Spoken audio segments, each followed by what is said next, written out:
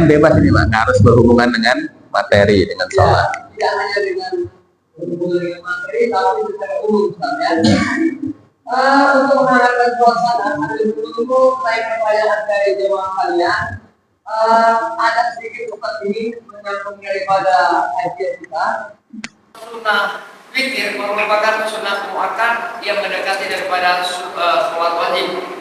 Kemudian pahala sholat malam yang paling besar adalah sholat witir, dan pahala yang paling besar ketika sholat siang adalah sholat duha. Jadi di antara kedua sholat sunat tersebut Ustaz, kira-kira manfaat yang lebih besar yang dijanjikan oleh Allah kepada manusia ini kira-kira apa Ustaz? Sampai menduduki sunat witir itu statusnya sebagai sunat muakkad. Kira-kira pahalanya itu besar gimana kira-kira Ustaz? Supaya agak tertariklah kita semua yang mendengarkan Ustaz. Terima kasih Ustaz. Ya. Tentang apa? Fadilah, ya kan? Kalau fadilah sholat duha ini apa? Dalam satu hadis, man shalla duha, barang siapa yang mengerjakan sholat duha 12 rakaat, maka Allah akan bangunkan untuknya satu istana di surga. Ya, jadi sholat duha 12 rakaat itu fadilahnya setiap hari akan dibangunkan satu istana di surga, bukan IKN. Istana. Kalau IKN itu masuk surga bukan istana itu. Ya. Sekiranya di surga ada satu tempat yang seperti IKN, maka nggak ada penduduk surga yang tertarik untuk datang dan memasukinya. Nah, terlalu jelek kalau dimasukkan surga. Karena saingannya bangunan terbuat dari perak, dari emas. Nah, cantik IKN dari besi. Nah, ini apa? Nah, ini fadilah sholat apa? Duha. Fadilah sholat duha yaitu kalau sholat witir ini ya mendapatkan fadilah terbesar ini ya dicintai sama Allah. Innallaha yuhibbul witra. Allah itu apa? Menyukai sholat apa? Innallahu witrun yuhibbul witra. Allah itu ganjil suka dengan sholat witir. Sebenarnya fadilah terbesar ini ya dicintai sama Allah, bukan yang lain. Fadilah witir banyak, cuman fadilah terbesar dalam sholat witir ini jadi jadi seorang hamba yang dicintai oleh Allah. Itu pahala terbesar yang disukai sama Allah. Ya. Misalnya kalau orang ini, ya kan, kita ini disukai atau digaji. Satu orang dikasih, kamu kerja sama saya gaji 1 bulan 1 miliar. Sama satu orang yang dicintai sama presiden, enakan mana kira-kira? Enak yang dicintai, Pak proyek Pak. Ini Pak, ya orang senang ya kan? Kalau senang ini apa yang diminta apa? Dikasih. Tapi kalau orang ngawak digaji, ya sebatas digaji. Ya. Sebatas apa? Digaji. Tapi kalau senang, Pak saya mau jadi cawapres, senang aja. Nah, nanti cukup umur itu saya buat. Namanya senang, sayang. Ya kan? Nah, kita ini kalau sudah senang sama Allah, sudah dicintai sama Allah, maka semuanya akan apa? Allah beri. Nah, semuanya akan Allah berikan. Berarti apa? Fadilah sholat witir yang paling utama itu bukan pahala-pahala yang disebutkan, tapi apa? Mendapatkan kecintaan Allah. Karena kalau sudah dicintai, semuanya akan diberi. Kalau satu orang kaya, kayak Mogesa, misalnya, punya pegawai, misalnya yang mengendalikan semua perusahaannya, misalnya digajinya sekian juta, itu pahalanya namanya upah dari kerja. Ya. Tapi kalau yang dicintai, ya, macam rezeki, nah, lain itu. Memang nggak disebutkan, kamu tak kasih sekian juta 1 bulan, nggak disebutkan. Cuman senengnya ya. Ya kadang kasih, kadang enggak. Tapi kalau minta Pak mau ini. Oh, pingin jadi apa? Ya. Semua yang diinginkan akan diusahakan. Nah, namanya cinta. Maka apa? Hendaklah satu orang hamba itu ketika menjalankan sholat, tujuan tertingginya ya dicintai sama Allah. Nah, tujuan tertingginya apa? Supaya dengan ibadah itu dicintai oleh Allah. Ini padilah yang terbesar. Sehingga Saharatul Fir'aun, tukang sihirnya Fir'aun itu nanya sama Fir'aun itu, kira-kira kalau nanti kami bisa mengalahkan Musa ini apa balasannya? Balasannya apa? Maka Fir'aun mengatakan, kalian akan terjadi orang yang dekat sama saya.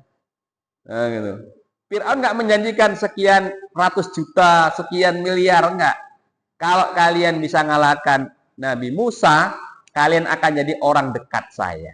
Nah, selesai ya. Kalau kita jadi tim sukses presiden, nanti kalau Bapak menang apa? Udah, berapa miliar Pak?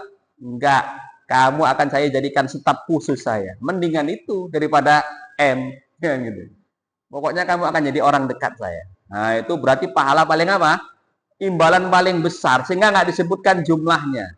Ya, jadi orang dekat. Nanti kalau kamu jadi orang dekat saya, Indonesia kan saya yang mimpin.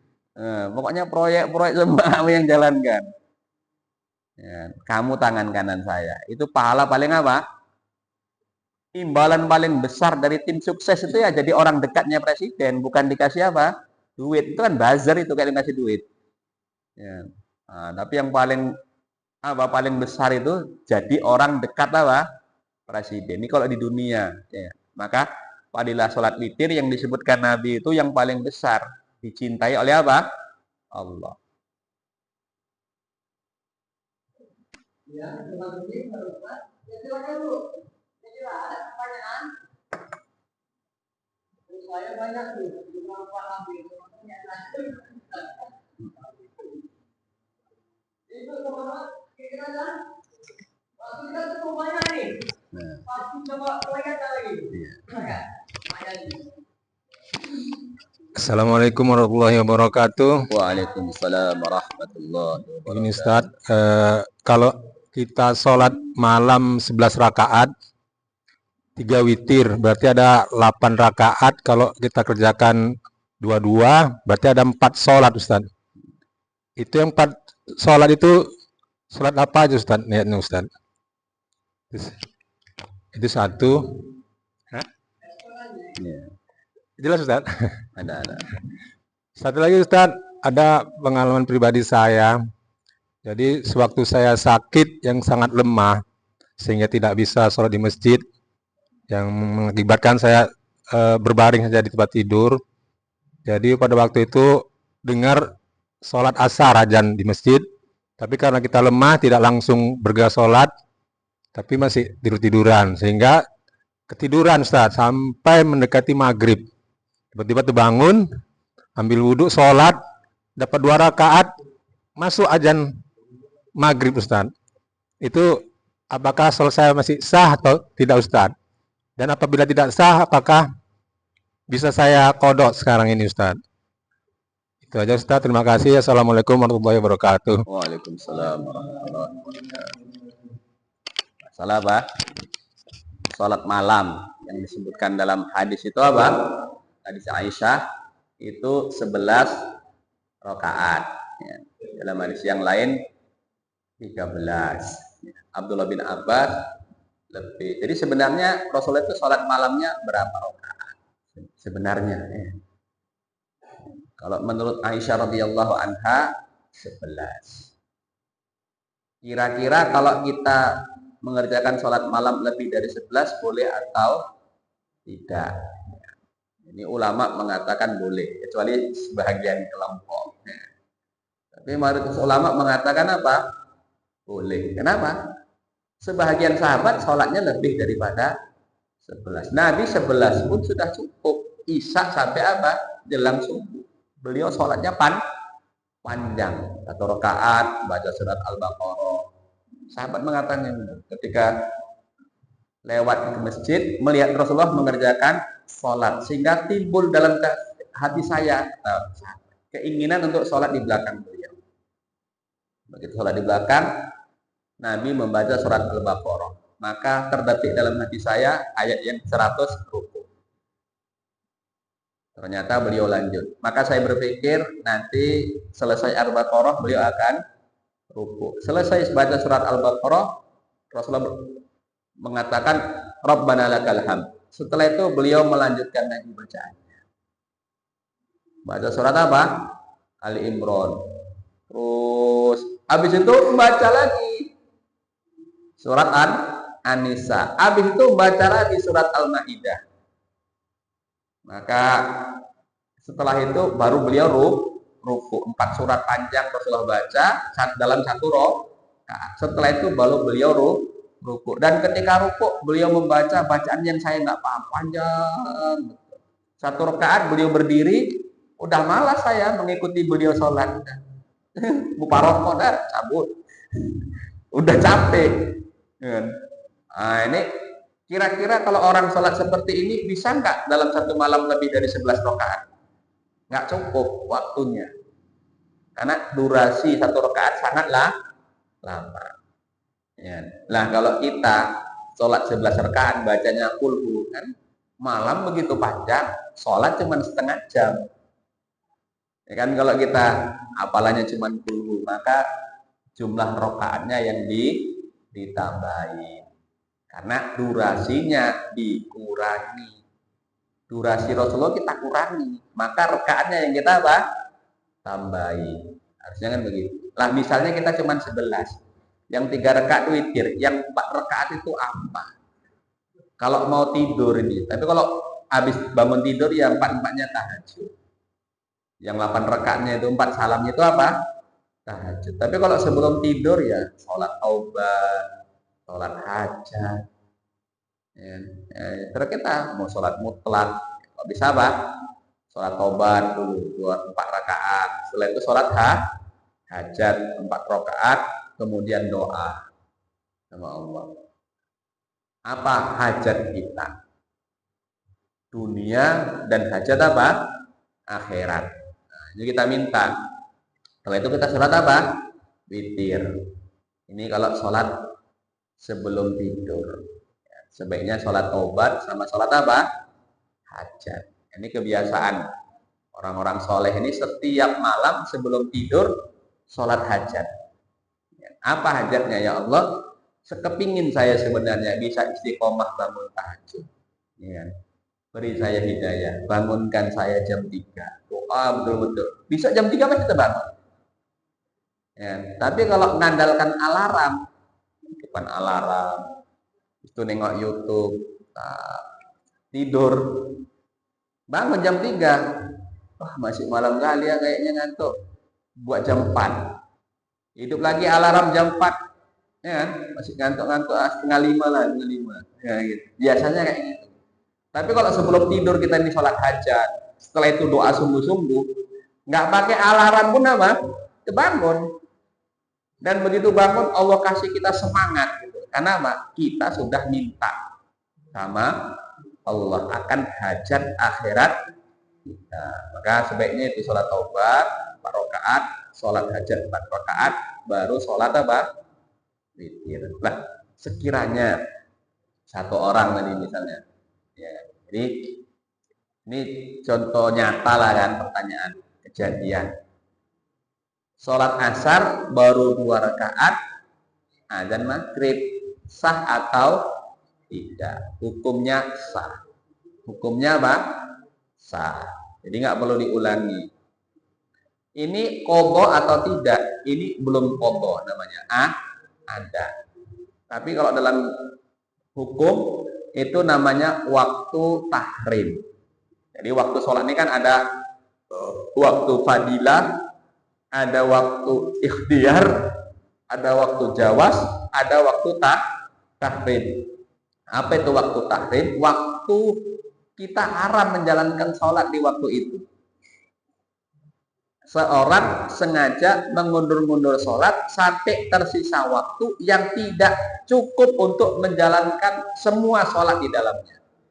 Baru 2 rakaat masuk waktu yang lain, itu hukumnya haram. Tapi kalau ketiduran kan nggak bisa dihukumi. Ya. Namanya apa? Ketiduran. Awak ketiduran, bangun jam 7. Misalnya jaga orang sakit di rumah sakit. Orang sakit bolak-balik ngeluh, apalagi anak-anak. Wah, capek lah jaga anak sakit. Dengan saking letihnya tidur, bangun jam 7. Itu pun karena orang nengok. Nengok orang sakit. Oh, itu bangun awal, belum subuh. Kita nggak dosa. Karena apa? Kita mengundurkan waktu sholat bukan karena sengaja. Itu karena tidur. Nah, itu nggak apa-apa. Tapi kalau dengan sengaja, hukumnya apa? Haram. Sah, sholatnya sah, tapi dosa. Dan begitu Pak Edi, kita mesti kembalikan kepada ladies first, kaum ibu baik. Kemudian balik lagi kepada kaum ayah. Tapi nanti jadi nggak bisa tuh ambil dia pakai YouTube sekarang kita ini. Pakai YouTube jadi kita tuh pasti itu